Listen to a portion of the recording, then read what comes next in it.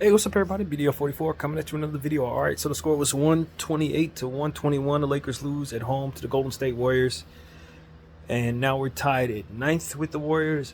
I don't think I don't want to overstate this, but I can't remember a time when I was more ready for a game to end. I can't honestly remember a time. It's been many a time where I was irritated watching my basketball team, but this is one of those times where I'm extremely irritated after watching that basketball game. And it only half had to do with the game. Only half of it had to do with the game.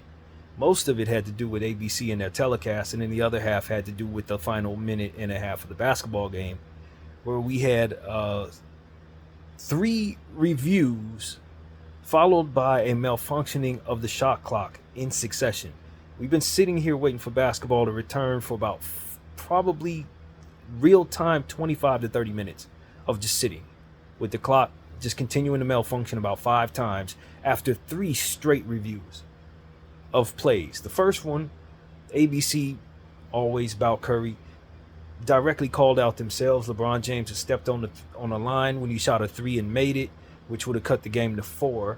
And then there was another play at the same in that same flurry that they wanted to review, where I believe somebody had stepped out of bounds and ultimately would have given the game ball to the Warriors.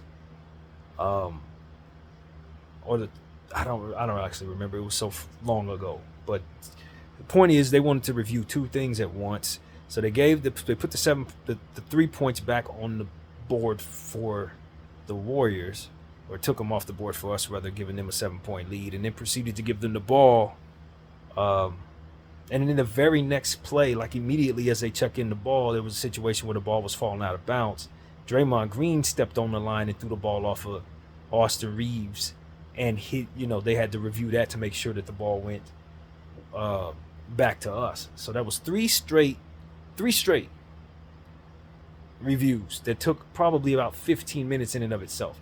As soon as they finally stopped that bull crap, they started having the shot clock issues. Shot clock was fine every minute before that, but as soon as they finished having us waiting around for 15 minutes, suddenly they have shot clock issues. And I swear we inbounded the ball about 5 times before they just let Lawrence Tanner do the shot clock, since it wasn't going to work after constantly inbounding the ball and proceeding not to work. I don't know if that was, I don't know. I really don't know what happened there. I don't think either team benefited from that in any way.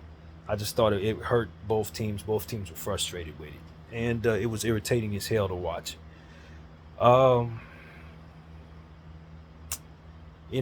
Anthony Davis went down with a lacerated eye, man. There's an actual cut on his eye. He got elbowed in the head by Trace Jackson Davis, and it hit him directly in the eye.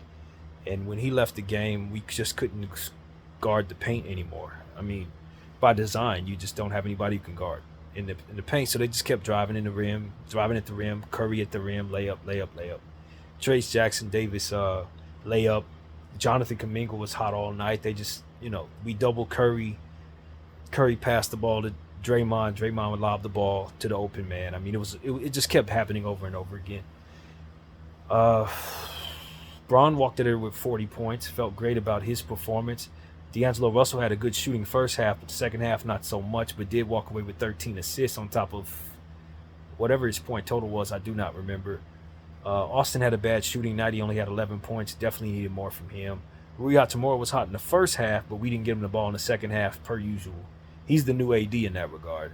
You know how AD last year, we'd have trouble getting him the ball in the second half when he would be hot in the first half? That's what we've switched and transferred that to Rui. Klay Thompson had 5 threes tonight. Steph Curry walked out of there with 31 points. That's all I got, man. I could not be more irritated. Honestly, I don't think I could be more irritated. I'm not even really irritated at the team, man. Once AD goes down, you're just schematically at a disadvantage, and then from there, it was just about who can do their best to defend, and we just didn't have anybody down there that could stop them at the rim. So, surprisingly enough, the least of my frustrations is with the team, even though we lost. I'm not really that frustrated with my team. I'm more frustrated with Mike Breen, Doris Burke, JJ Redick, and the whole um, Always About Curry team. They are really horrible to listen to, man. It's really bad when you're watching a Warriors game versus anybody with them on the telecast, bro. It just makes it a terrible experience for me personally. I ain't speaking for nobody else, but I really hate watching them when that team is on the floor. It's just like I want to ask the NBA schedulers, please don't ever put the Lakers with the Warriors on Always About Curry, man. Put it on TNT, put it on any other, leave it off national television, but do not put us both on the same floor at the same time. It's you can't watch it, bro. It's unwatchable. Those people are absolutely unwatchable. So that's the God's honest truth. Um, and so that's really what it came down to, man. They benefited greatly from us missing our best defensive player, man. We can talk about X's and O's and things like that, but we really had the lead. We were doing pretty good until he left the game. And once he left the game, that was it. They just, loaded up in the paint, forced steals and stuff like that, and took care of business as they should when our second best player or best player is not on the floor. You know what I mean? We would have benefited greatly if Kuminga went out of the game or if Steph Curry went out of the game. You know what I mean? It was a big game. It's nobody's fault. Anthony Davis really is hurt, so ain't gonna be sitting up here saying, "Oh, he's soft." I see a lot of fans doing that. That's ignorant. That's not real, man. When somebody cuts your eye, you need to go to the optometrist right away, man. This ain't one of them situations where we can sit up here and act like this is something he needs to be duking through. No, he don't need to be duking through nothing. If you're mad at him, be mad at him for not always wearing goggles his entire career. And while you're at it, be mad at anybody else on that floor who doesn't wear goggles, because that's exactly the gripe that you have. Other than that, you ain't got nothing to say about AD's injury, Laker fans or haters or whoever wants to say anything about him not showing up for this game. He was playing fine. He got hurt. He had to leave. And that was it. And as a result, your team couldn't win, just like we know we can't do it without him. We never can win without him. Unless we're playing the Celtics for some reason. But this ain't the Celtics. This is Steph. This is Dre. This is Clay. And they all were on tonight. Draymond Green walked out of there with like 12 rebounds, 13 assists. That's a big game for Draymond Green. He doesn't need to score. He's going to handle business that way. Kuminga took care of scoring. Podziemski rebounded the ball pretty well. Wiggins hit shots. And, the Warriors took care of a open paint situation. There was nothing we could scheme. Jackson Hayes did all right. His defense is not there, but offensively he was okay. But we just don't have anybody who can guard the paint, man. We just don't. And so we do drop a big game. We are tied with the Golden State Warriors in 9th place. It's looking less and less likely we're going to pull ourselves out of the situation. And that's it, man. It would have been nice if we could have kept AD out, if he could have stayed healthy. You know what I mean? But he went down, man. He went down. And I think we probably appreciate the outcome of this game if he could play the whole thing. That's really what it comes down to. But just like any night, if you remove AD at halftime, you're probably not going to win. It ain't deeper than that. I would love to cuss people out, say Darvin this, Austin that, wasted Bron, great shooting night. You could say all those things if it makes you feel better, but that ain't what actually happened. What actually happened is AD left the game, hurt. And that's what we're designed to do: lose, give up point paints, and all of that. If I'm gonna be mad at anybody, it's gonna be Rob Pelinka for not getting us the center that we told him to get us for the last 6 years. And that's whose fault this was. Honestly, it's the Lakers not getting that center. It was the same problem we had. A lot of Laker fans were saying was happening just against Sacramento. You got AD playing the center position. And he can't play the center position against guys like Sabonis. So you can get mad at AD for not being able to do that. But you can also look at AD and say, man, he should be playing the 4 and we should have got a 5 in here. Well, the very next game, in a very different way, it's still the same statement. We should have got you a 5 in here. If you would have got that 5, we wouldn't be losing games like this, because you could let AD go down and we still have some rim protection. But you didn't do that. And so this is where we are, man.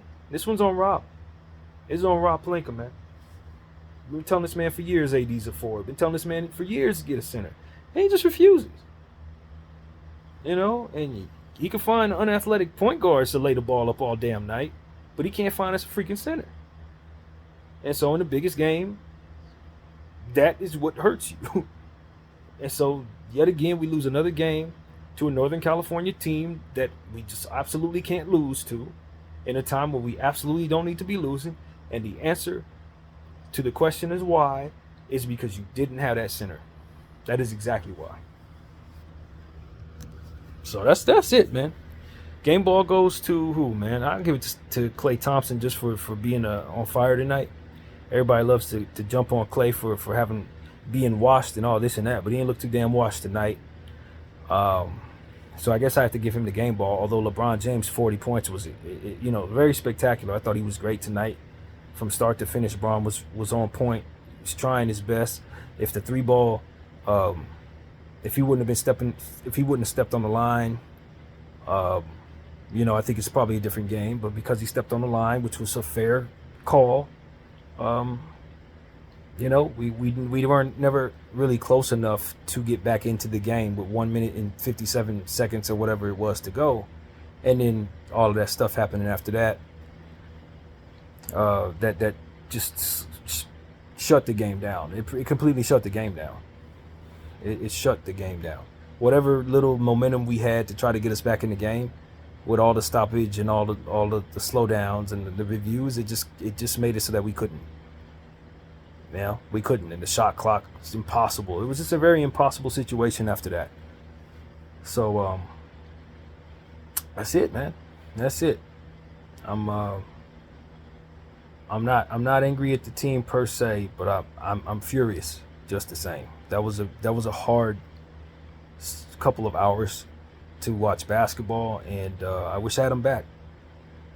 Honestly, the funny thing was before the game started, I didn't want to watch it because I was really physically on my own personal. I'm tired. I want to go to sleep. I've been up since 4 o'clock, arguably, although I did go back to sleep, but I'm tired to begin with, right? And then I know it's a Golden State Warrior Laker game on ABC, so I already have a mindset about how I ain't gonna enjoy the telecast, right? So these are things that are already going through my head before the game even starts. And in the course of the game, you're seeing your team play pretty well, but I wasn't really into it because I was still lagging mentally off of the last game. I just lost all kinds of momentum in regards to how I feel about this season from the Sacramento loss. It just took a lot of wind out of my sails seeing my team get pushed around like that. All right, so that's part of it. And then when you fast forward from there, I'm watching the game and I realize AD goes down with the eye injury. And then you watch your lead dwindle from 5 to nothing, and it starts going in the Warriors' direction. And the more the Warriors continue to push against your team, getting shots in the paint, the harder it is for you guys to get back in the game. So it's one of those situations where you're just sitting there knowing that you're not going to win, but you're close enough to where you don't necessarily turn it off. You're yawning because you're sleepy, and you're sitting here listening to Doris Burke talk about everybody but the Lakers in a positive light. And then, it's like 5 minutes to go in the game, and you see LeBron hitting shots. You see you guys kind of getting closer. It's like maybe we can do something, but then every time they come back down, they going in the paint, laying the ball up. Steph Curry layup. Draymond to Kuminga lob. And so it's like we're within 5, but then you're not close. And so it's like, Lord, please end this damn game, right? 3 minutes to go, I'm sitting there like, please end this game. And then Bron hits a 3. It's like, oh, yeah, we got. And then you see always about Curry say, oh, no, his foot's on the line. They should go review this. And they proceed to review it. Maybe not because the telecast said so, but it just didn't feel right because they were the ones that pointed out. And then the guys reviewed it after they pointed it out. And then, you see what I'm saying? Do you see how I'm taking all this in? And then they start having the problems with the clock. So it's like, I honestly don't want to turn the TV back on, bro. I don't particularly ever want to see another Warriors ABC telecast for the rest of my entire life. If the Warriors are on ABC, I'm not watching. You understand what I'm saying? I'm not watching, fam. The Lakers, we can play anybody else on that television. They can announce any other team, but if Steph is on that floor, I am not watching. I'm committed to that from here on out. It's not happening. I don't care if it's a playoff game, bro. I'm going to find some other way to watch the game without their telecast. I can't do it. I cannot do it. There's no way I'm going to sit there and watch that type of crap no more. They just glaze that team in a way that You know, back in the day with NBC, I used to feel the same way. But it was more so about anybody the Lakers were going against, they were going for.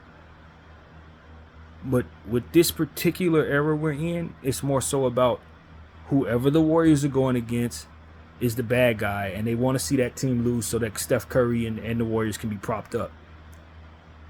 And that's the agenda. And it's hard to watch when you're going for the other team. Now, if they're playing the Celtics or something like that, it's probably fun to watch because you're going for the Warriors. But they need to understand that not everybody in this era is literally going for the Warriors, fam.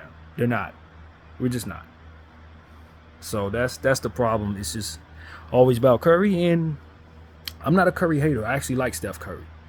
But I do not like the telecast that is centered around propping his team up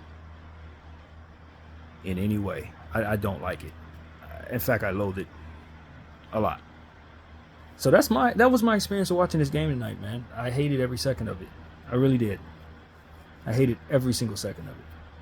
And my team didn't win, so that didn't make it much easier. But I felt the same way about the double overtime game. I hated every second of that too.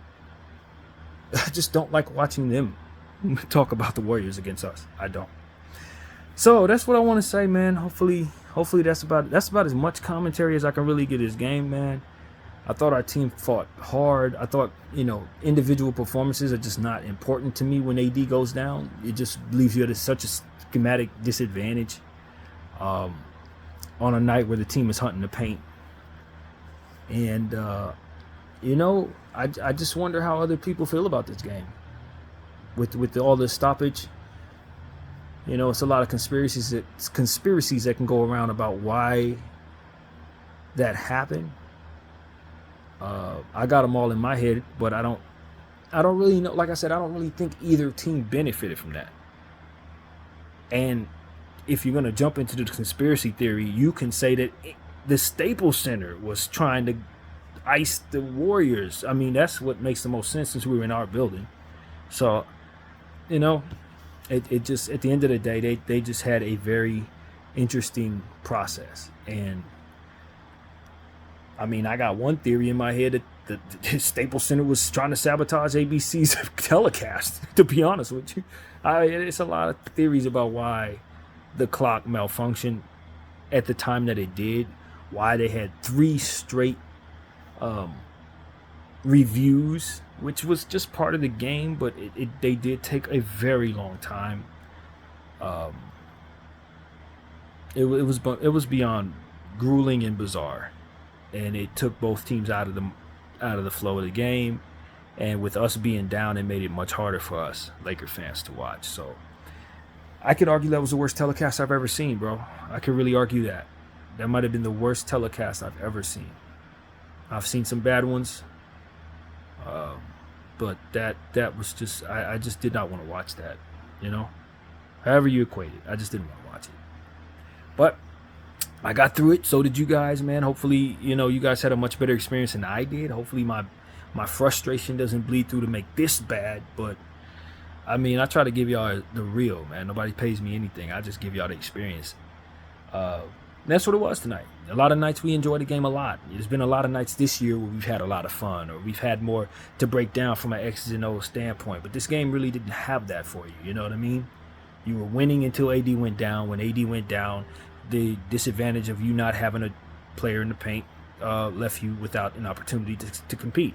And everything else was just my own personal frustration with what I was watching in this room. But that's what really happened to our team. And then the clock malfunctioned in such a way that probably kept us from ever having any chance of getting back into it. That's exactly what happened, man. So yeah, man, I'd love to hear what everybody else's point of view on that was, man. That was mine, though, bro. That was absolutely mine. I hated that a lot. So that's pretty much what I gotta say. My name is BDL44. I thank y'all for watching. I'm out.